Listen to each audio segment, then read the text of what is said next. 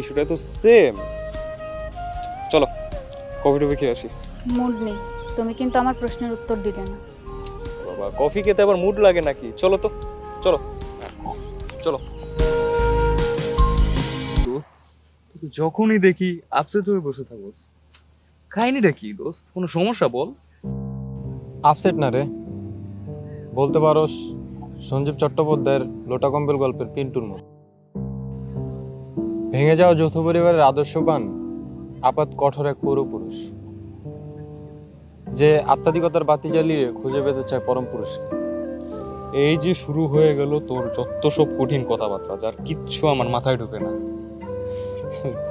But যাই বলস না কেন দোস্ত, তুই আসলে মন থেকে অনেক ভালো রে। তুই আমার অনেক ভালো একটা বন্ধু। আচ্ছা দোস্ত, বাদ দে, একটা প্রশ্নের উত্তর দিতে পারবি? বল না। টাকা দিয়ে কি সুখ পাওয়া যায়?